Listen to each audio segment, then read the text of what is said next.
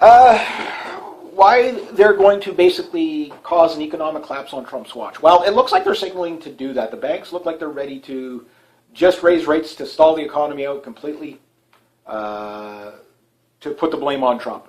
If they can't get a war going with Russia or China, which China's still a possibility, Russia's still a possibility, but becoming less because Trump looks like he's willing to work with Putin.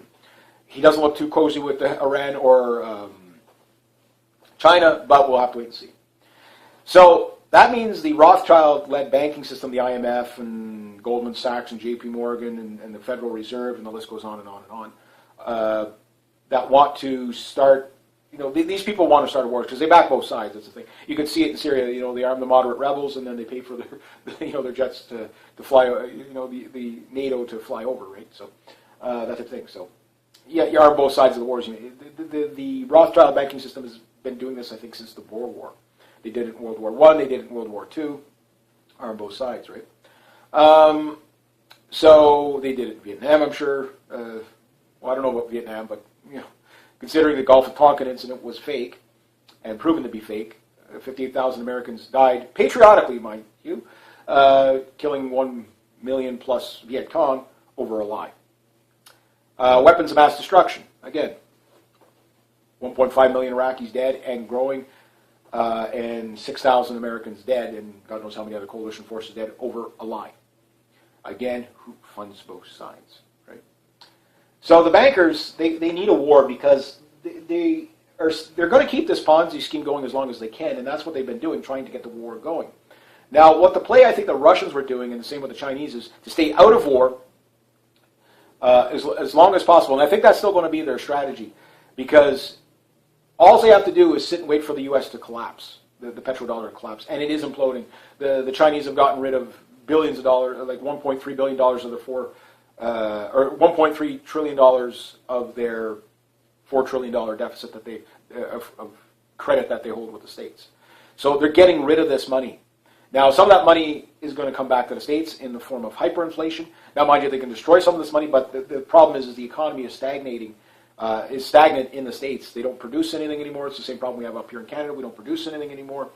And globalization is kind of failing everywhere if you haven't figured it out. So the bankers, what they want is a one world currency. By the Rothschild Economist magazine put this in 1989 of a one world currency by 2018. But the only way to get that is to destroy every currency on the planet. So if you destroy the U.S. currency, you destroy all the Anglo-American Empire currencies probably that are tied to it very quickly.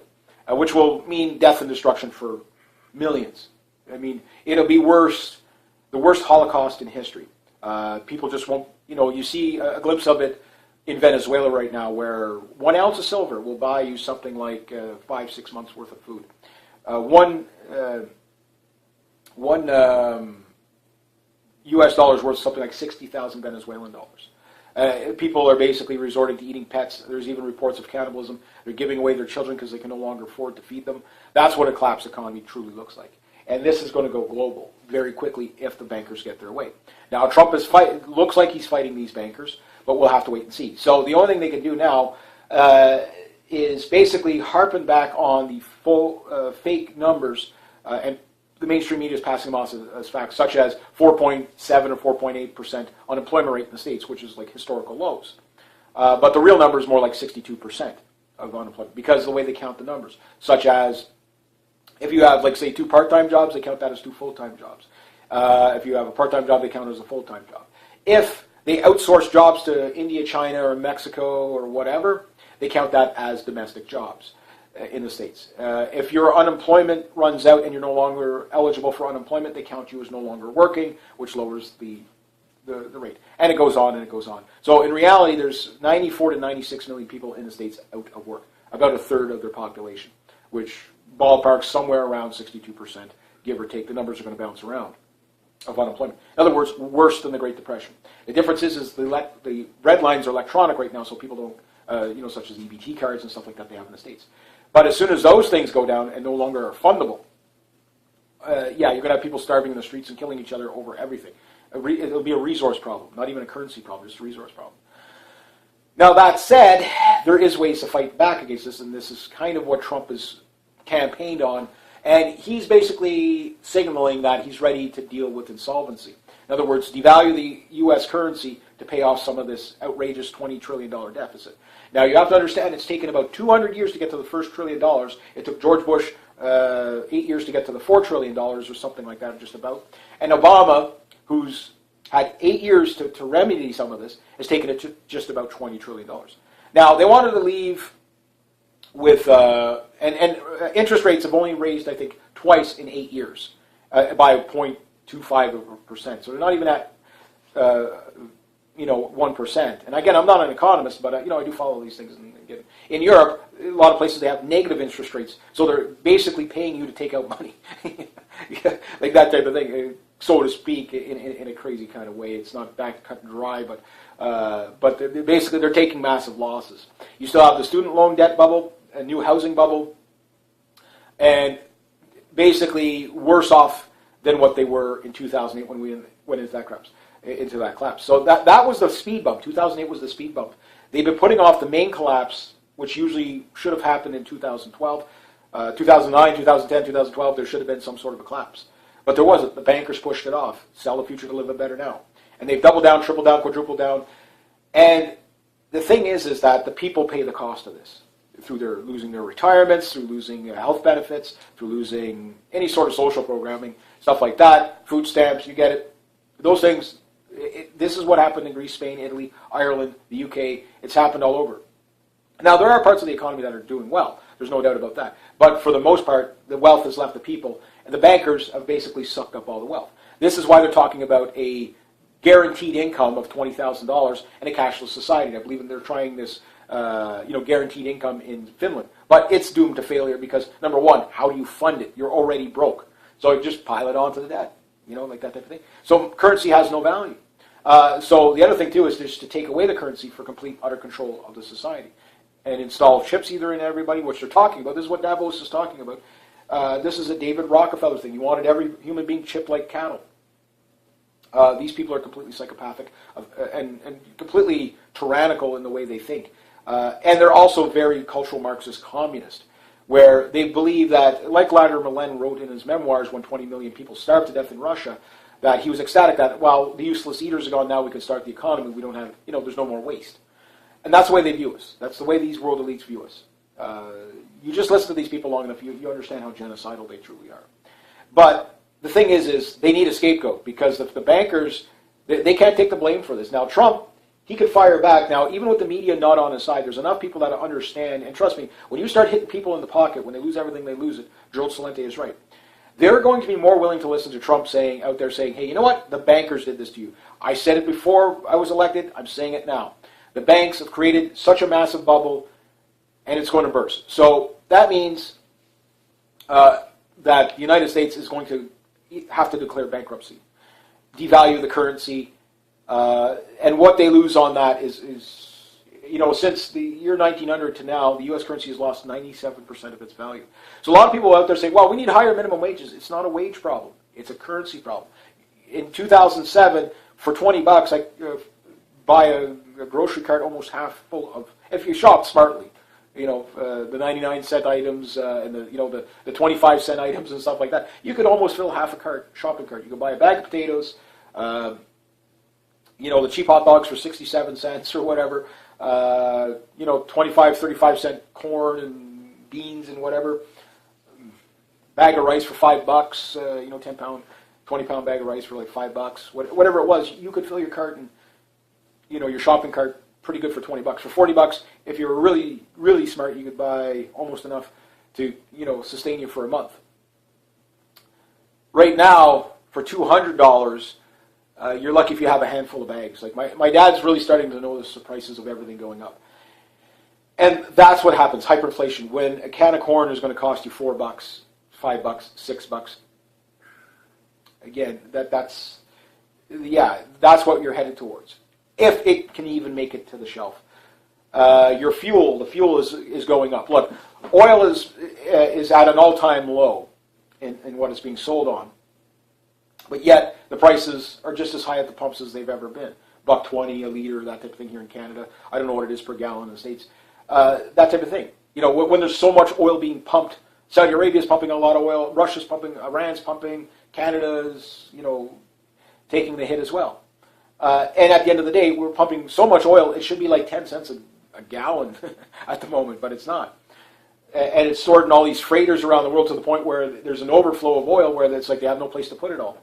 And it's just not making it to the market. So the manipulation is there, the gold and silver manipulation. Now, me, I'm more of a bread and bullets guy just because I don't have the money to buy gold and silver, but you can buy it in small denominations. Maybe I'm going to try to start doing that. But the thing you need to understand is that there's no alternative to the petrodollar paradigm right now that's functional on a mass scale. Meaning, if you are a gold and silver guy or whatever barter and trade type, that everybody's addicted to cheap credit globally. We sold the future to live it better now. That means that you're more likely in an economic collapse not to know what to do. And if we go to a cashless society, that's complete lockdown and control of the society. But how many people have to suffer and die and won't be able to buy medications and stuff like that? Now, it sounds like all gloom and doom. Oh, they would never do that, but they are doing it. They've been what I call the slow bleed out until war comes. I say there's no real economic collapse until they can get a war started. But people are just starting to notice they're becoming more poor. The wealth gaps are astronomical and getting small and larger and larger. Fewer and fewer people are holding more and more of the wealth. When you have like 3 people holding as much wealth as like 2/3 of the planet, that tells you something. And I'm not against rich people. I'm not against people. And it's not about, well, they got to pay their fair share of taxes. No, they're hoarding the cash. They're taking the cash out of society so they can institute a one world currency. I believe 2008 was the first attempt at trying to get a one world currency. And it didn't work. And look at all the people in the wars that have been started, the people that died in the wars that have started just over that. So the second one, it's going to be 10 times, 20 times worse, what some economists are estimating. Even if it's as bad as, or twice as bad, I mean, we're talking millions dead. If it's 20 times worse, we're talking an economic collapse would probably wipe out 2/3 of the world's population, just from starvation alone. That's why I always say, if I'm wrong, again, just another conspiracy nut, nothing to worry about. But if I'm right, and unfortunately more often than not I'm right, the only problem is I just can't give you a date and time. So you have to prepare wisely. You don't have to go crazy about it, but have a buffer zone. I always give rice a plug. $8, $8.99 for a 15 to 18 pound bag of rice.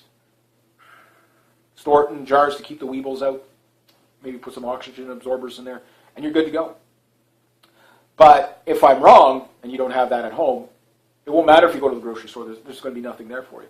You need to look at countries like Venezuela, Argentina. Argentina collapses like twice a year. That type of thing. The people just can't get stuff. Maybe twice a year is a bit of an example, but at least every 5 years or so, you see Argentina go through massive turmoil. And everyone's like, well, that'll never happen here because we're not corrupt like they are. Well, think again. The amount of corruption that's out there is unbelievable. And the bankers, these central bankers, are pure evil. They're pure evil. What they do, and right now they're beyond the law. They've been beyond the law for a long time. And it'll be a long time. Maybe if we're lucky, Donald Trump will actually start throwing some of these guys in jail. But the fact that he is surrounding himself with Goldman Sachs guys, don't count your chickens anytime soon. Again, we can only judge the man on his actions.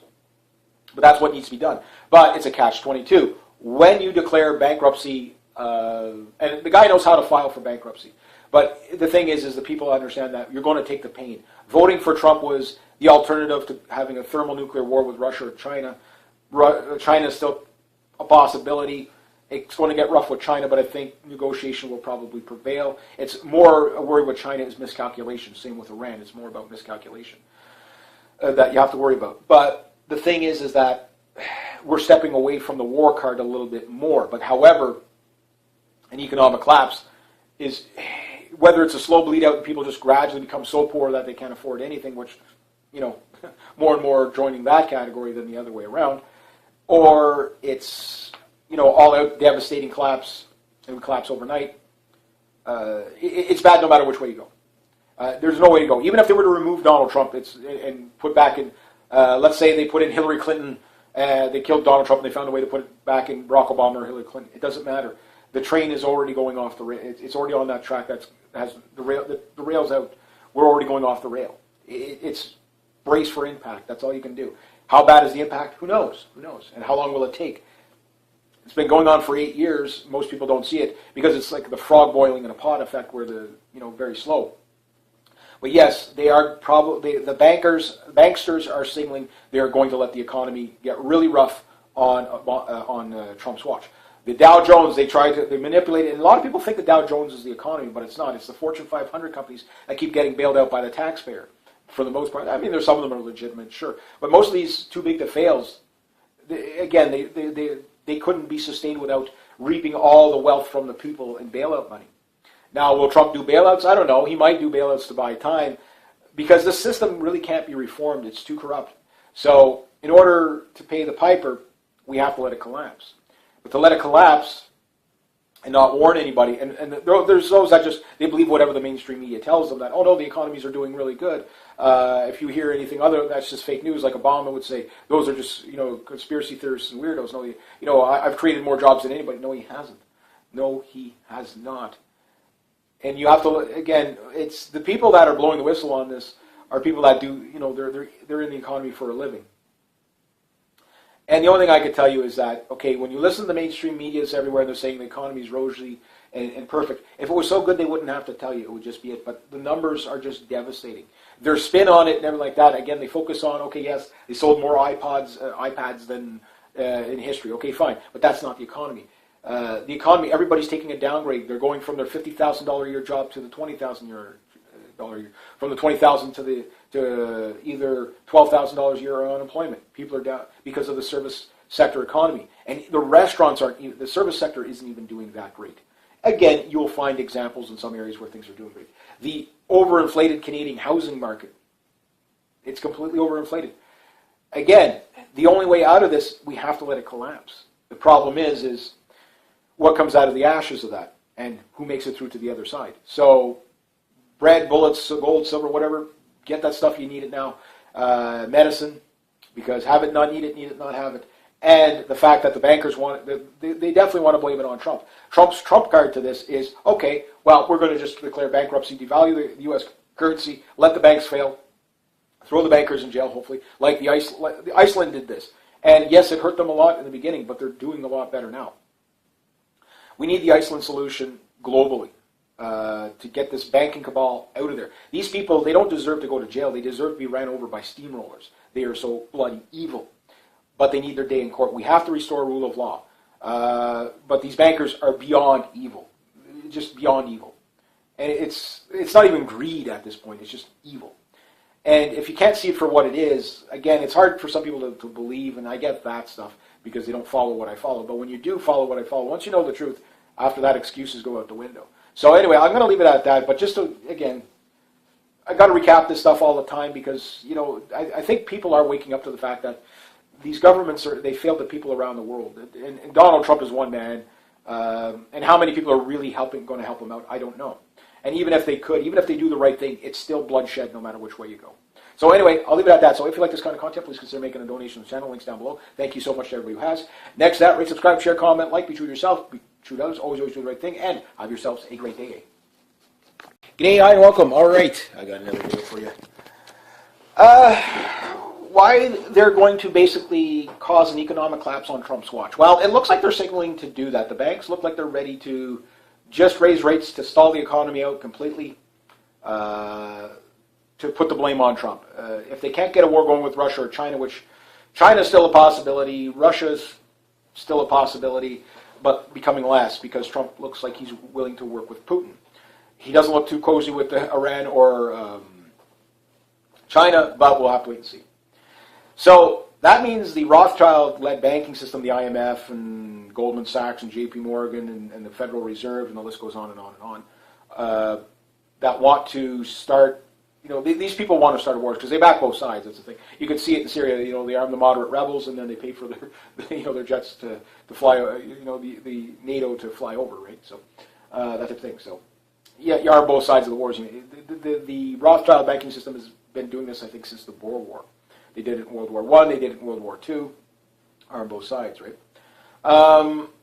So they did it in Vietnam, I'm sure. Well, I don't know about Vietnam, but considering the Gulf of Tonkin incident was fake and proven to be fake, 58,000 Americans died patriotically, mind you, killing 1 million plus Viet Cong over a lie. Weapons of mass destruction, again. 1.5 million Iraqis dead and growing, and 6,000 Americans dead, and God knows how many other coalition forces dead over a lie. Again, who funds both sides, right? So the bankers, they need a war because they're going to keep this Ponzi scheme going as long as they can, and that's what they've been doing, trying to get the war going. Now, what the play I think the Russians were doing, and the same with the Chinese, is to stay out of war as long as possible. And I think that's still going to be their strategy, because all they have to do is sit and wait for the U.S. to collapse, the petrodollar to collapse, and it is imploding. The Chinese have gotten rid of billions of dollars, like $1.3 billion of their or $1.3 trillion of their $4 trillion deficit that they of credit that they hold with the States. So they're getting rid of this money. Now, some of that money is going to come back to the States in the form of hyperinflation. Now, mind you, they can destroy some of this money, but the problem is the economy is stagnating. Is stagnant in the States. They don't produce anything anymore. It's the same problem we have up here in Canada. We don't produce anything anymore. And globalization is kind of failing everywhere if you haven't figured it out. So the bankers